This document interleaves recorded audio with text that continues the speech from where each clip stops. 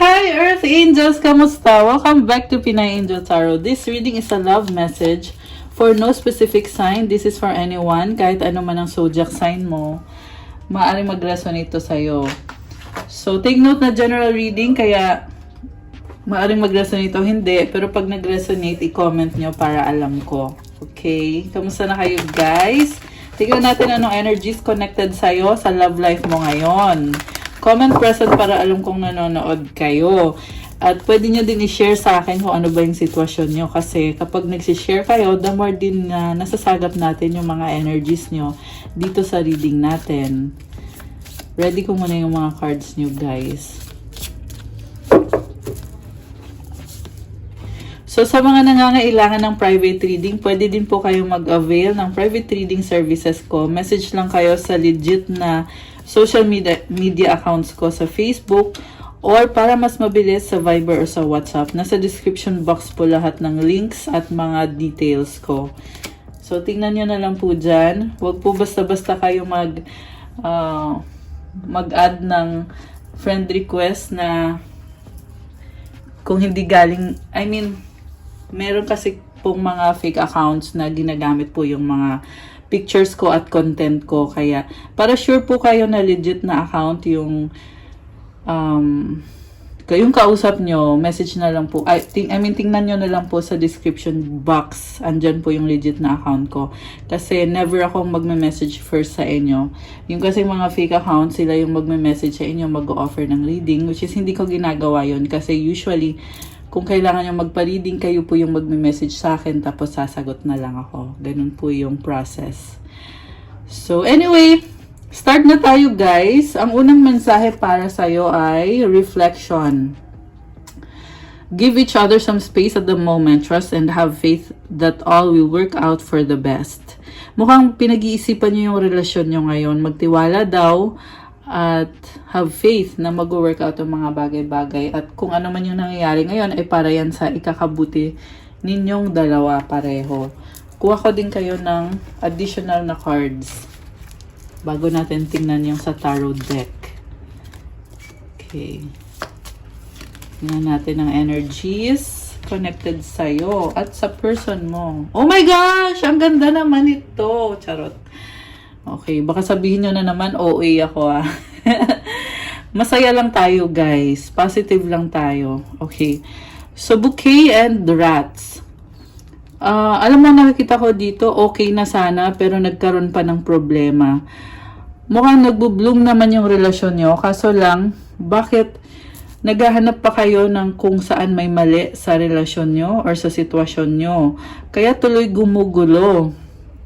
So, parang sinasabi lang dito guys na i-enjoy mo kung anong meron ka.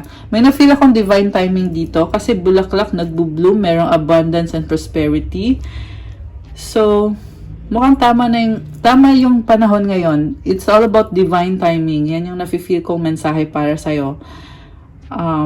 Yung nga lang guys, may nakikita akong conflict dito eh. So, pahabaan nyo yung pasensya nyo.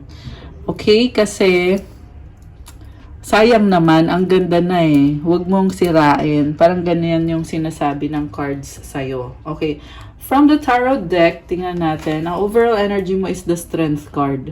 Minamanifest mo yung person mo kahit sobra kang nahihirapan dito sa connection na to.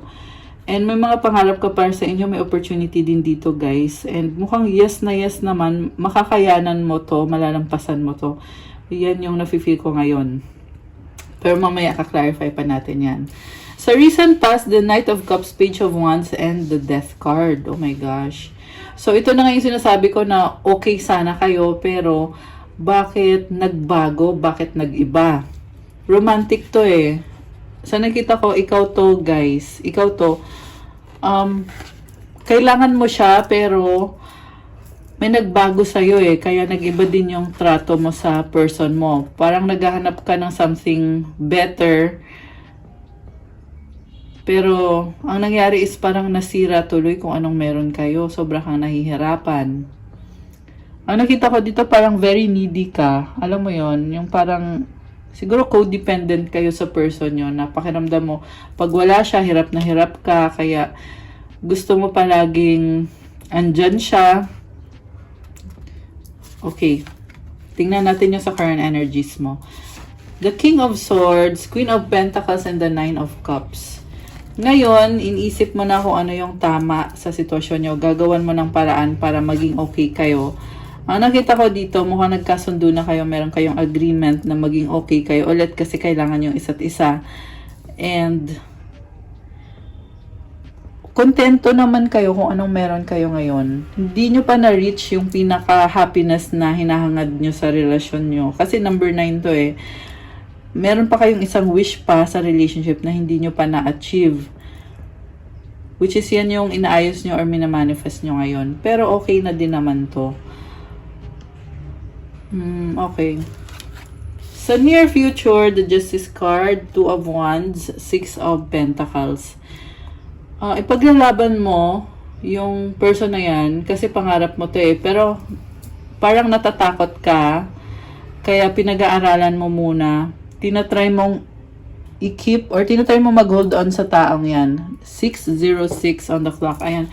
May angel numbers tayo guys. And I feel like talagang gusto mo. Ang dami kasing number 6 eh. Yung angel numbers siya ka itong card na to. Parang I feel like gusto mo talagang connect sa kanya ng pang long term. And ngayon, iniisip mo okay kayo. Pero yung plano mo talaga para sa future nyo is yung syempre yung mag-workout kayong dalawa. Tinatry mo lang muna i-keep sa ngayon kung anong meron kayo para hindi ka iwanan ng taong yan. So, mag-clarify tayo, guys.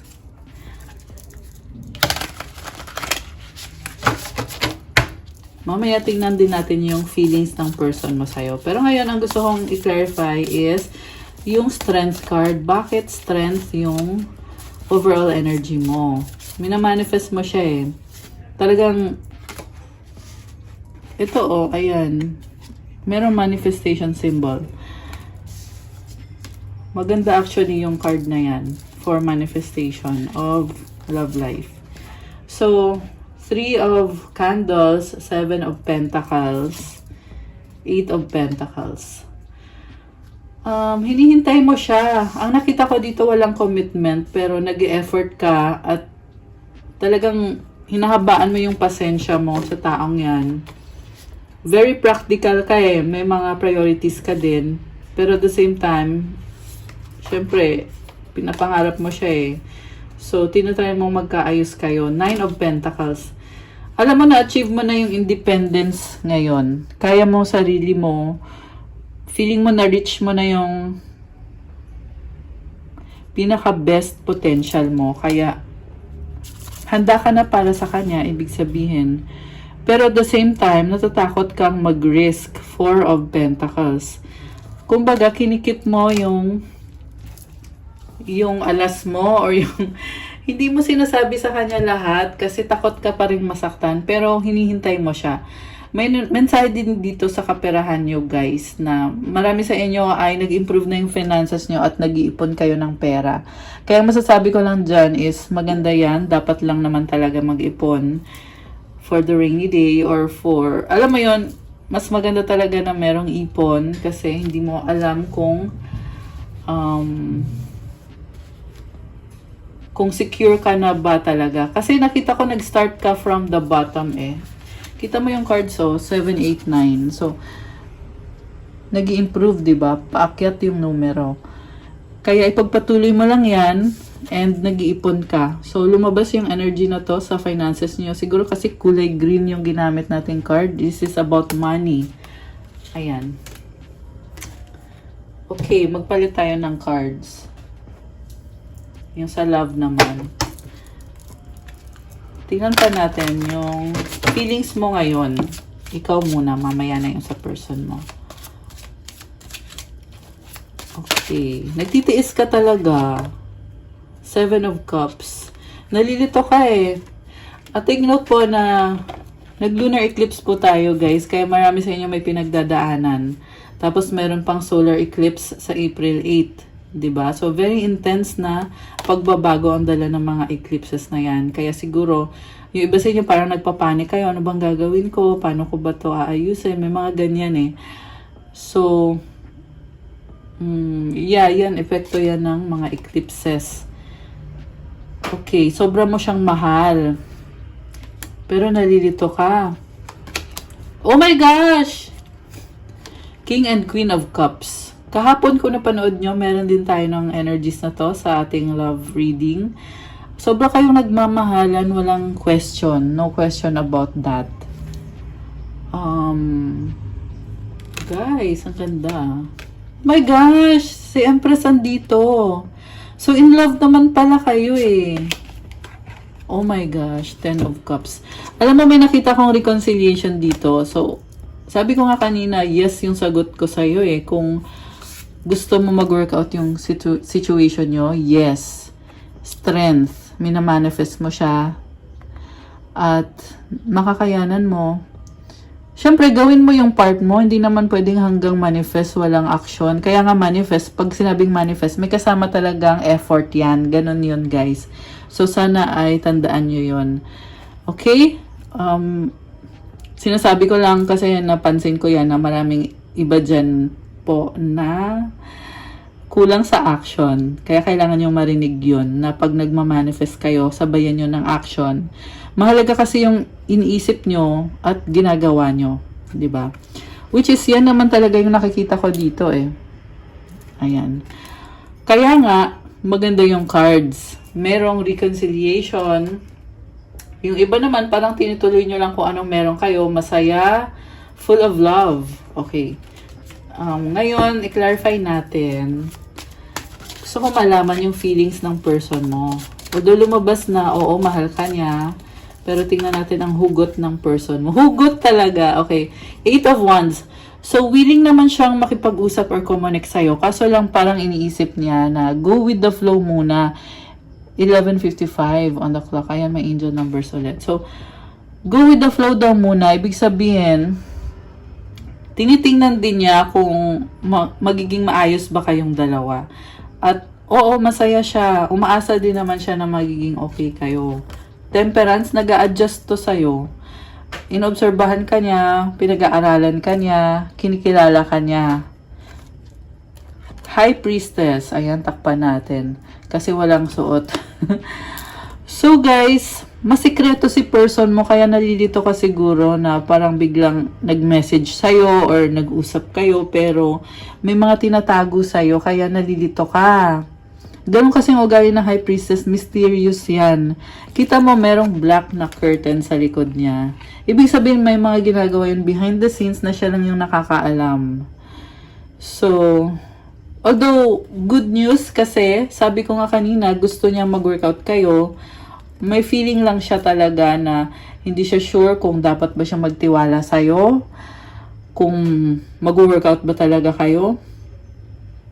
At mukhang nafe-feel ko din sa kanya guys na meron siyang mga plans pero pinipili niyang protektahan yung mga plans niya. Pareho lang kayo kasi nakita ko din naman sa'yo na ganun ka rin eh. Sabi ko nga minamanifest mo siya pero tahimik ka lang din. Which is tama naman yun. So, keep it up. Sa bottom of the deck, 8 of Cups. Tinalikuran ka ng taong to. Na-disappoint mo siya dati eh. Yun pala yung nangyari dito. Na-disappoint siya sa'yo. Ayan. Pero ngayon, eto na siya. Hoping, umaasa. Siguro mafe-feel mo sa kanya na meron siyang ginagawa na something special para sa'yo. Kaya niya gagawin yan kasi iniisip niya talaga na sana maging okay tayo. Sana maging maganda yung future natin. Maganda yung intention ng taong to para sa'yo. Ayan. O, ayun na ha. Alam nyo na. Wow! Reconciliation. Gusto niya to. Ayan. 14:14 on the clock. Oh my gosh. Wala akong masabi guys. Ang ganda ng reading ngayon. Straight to the point talaga. So, anong outcome dito? Anong outcome? The world, endings and new beginnings. Possible din na travel, pagbabago, the sun, leadership. Wow, guys. Bagong simula to. Itong the sun card kasi, very very nice kasi it means na hindi man maganda lahat ng mga nangyari, pero pinagpapasalamat mo yon, ina-appreciate mo yon, masaya ka. At nire-recognize mo na merong mga challenges, problems. Ayan. Okay. Any more message? Ito. King of Swords. The Magician. Merong nagmamanifest ulit. Wow, I love it. Medyo nalilito siya kung saan siya magsisimula. Pero, parang very logical thinker to eh. Baka may kadikang air sign, Gemini, Libra, Aquarius, lalo na Gemini. Although marami namang signs na lumabas dito, lumabas din kanina ay Scorpio, meron ding water sign, Cancer, Pisces, Scorpio, merong Leo, Pisces. Sino pa bang lumabas? Gemini, Libra, Taurus. Yun yung pinakamalakas na signs. Okay. Wow, guys. Ang ganda na reading ngayon. Reconciliation. Tapos ngayon ito, Queen of Pentacles and Seven of Pentacles. Ngayon, nakikita ko sa finances nyo to na sobrang effort. Wow, kasi ang laki ng plano mo. Inisip mo ngayon kailangan magtrabaho kasi may plano ako. White Numen, success, prosperity, abundance. Peace of mind, meron din. Four of Swords, Ten of Swords. May magtatapos na cycle. So, ang advice ko sa inyo guys, pagpatuloy nyo yung pag-iipon nyo ng pera at yung effort sa trabaho nyo kasi may success na lumabas dito. Maraming nagmamanifest nito ngayon eh. Kita mo yung Knight of Wands. Yung iba kasi may gusto mag-travel kaya trabaho ng trabaho kasi iniisip. Kasi aalis ako, magta-travel ako, kailangan marami akong pera. Yung iba naman kung hindi travel yan, posible yan, kung ano man yan guys, iba-iba din kasi kayo ng sitwasyon eh. Pero meron ka ditong malaking pinaplano. Meron din ata maglilipat ng bahay. Merong aalis. Magiging successful yan kasi lumabas itong, this is the best card in the deck, itong White Numen. This is a card of manifestation and ang ganda. Ayan. At pag nagawa mo lahat yan, merong cycle na magtatapos at bagong cycle na magsisimula. Kaya congrats na agad. So, wag na nating patagalin to guys. Kasi napakaganda ng reading. Anong mensahe na gustong sabihin ng person mo sa'yo ngayon? I'm not available. Bakit? Clarify natin. I regret lying to you. Finding out the truth crushed me. So, parang gusto niya mapag-isa, no? Nag-iisip-isip tong person na to, eh. Merong nakakabigla. Ayan, finding out the truth crushed me. Nakakagulat na energy. So, baka meron kayong pinag-usapan, meron kang nasabi sa kanya na nabigla siya. Ayan. Ano pa gustong sabihin ng person na to? Yeah, kasi lunar eclipse, eh. So, meron talagang mga nakakagulat na mga ganap. No, iba-iba kayo. I-share nyo kung ano yung sa inyo. Oh, I can't stop thinking about you. We both know I'm not the one for you. Oh my gosh. Isip ng isip sa'yo, pero parang iniisip niya na nirerespeto ka niya eh. Kaya iniisip niya na parang hindi siya yung para sa'yo. Meron pang better para sa'yo. Parang nangliliit siya sa sarili niya, pero hindi ka maalis sa isip niya. So, siguro, kailangan din ng assurance ng person na to kung mahal mo ba siya, kung gusto mo ba siya, or kung ano ba yung feelings mo, diba? I couldn't let you get close to me. Oh my gosh. The timing just wasn't right for us. So, may mga dramatic moments. So many things remind me of you. Oh, isip na isip sa'yo yan. Kuha ko kayo ng advice card para sa ating live viewers. Advice sa ating mga viewers. Okay. Advice kay viewer, dalawang advice. Para bongga. Dalawa para bongga. Kuha ko din kayo ng isang mensahe guys sa universe. Mensahe para sa ating viewers. So, ang unang advice, wow! Abundance. Divine Beloved, please show me how to feel fully deserving to receive. I release my ego's plan and open to being a vehicle for abundance. ipag-pray mo daw na maging open ka, tumanggap ng blessings. Minsan kasi guys, andyan lang yung blessings, pero ikaw nakasarado. Kaya, dapat aware ka din. Ayan, buksan mo yung sarili mo. At sabi din dito, i-release mo na daw yung pride mo or yung ego mo.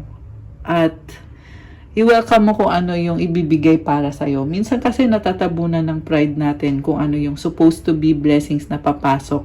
Kaya kailangan i-release mo na yung pride. Ayan, kalimutan mo na yung ego para makapasok si blessings. Ayan. Next card mo, spaciousness. Oh my gosh. What do I no longer need? Help me, God, to release whatever people, places, or things drain my vital essence. Show me what will fill me with enthusiasm and joy. So guys, again, this is about releasing. Mag-create ka daw ng space sa loob mo. Pag sinabing spaciousness, yun, dapat may space pa sa puso mo, sa energy mo, para makapasok yung blessings. Kasi, merong energy na nakaka-drain para sa'yo. Posible yan tao, lugar, bagay, pangyayari. I-release mo na daw yan. Lalo na kung aware ka din naman na hindi na yan nakakatulong sa'yo. Minsan guys, in denial kasi, na hindi na yan nakakatulong, pero hino-hold nyo pa rin, 'di ba? Kaya sinasabi dito, release. Ayan, release nyo na yan, guys. At i-pray mo din na ipakita sa'yo kung ano yung magpapasaya sa'yo.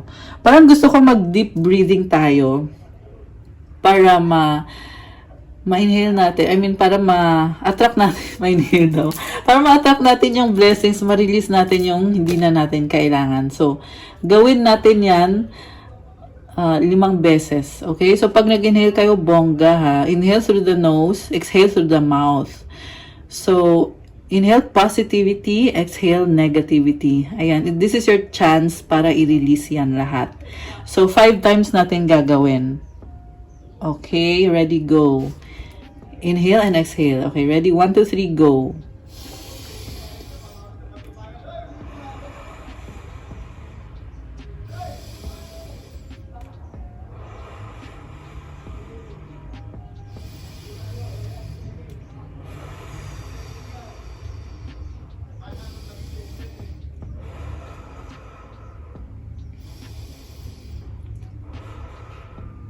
Okay, I'm done.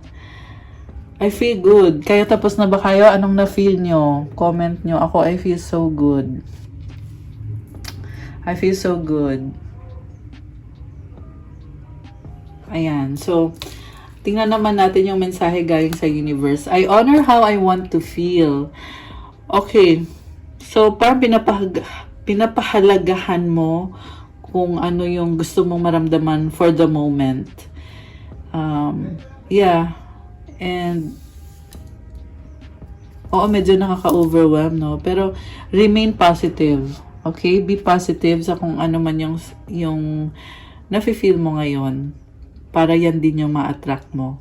Okay, guys, that's what I have for you for our love message for today. Thank you so much for watching. I-like nyo na tong video na to. Comment kung nag-resonate ba or kung ilang % nag-resonate yung reading natin. Kung nagustuhan nyo, i-comment nyo na rin.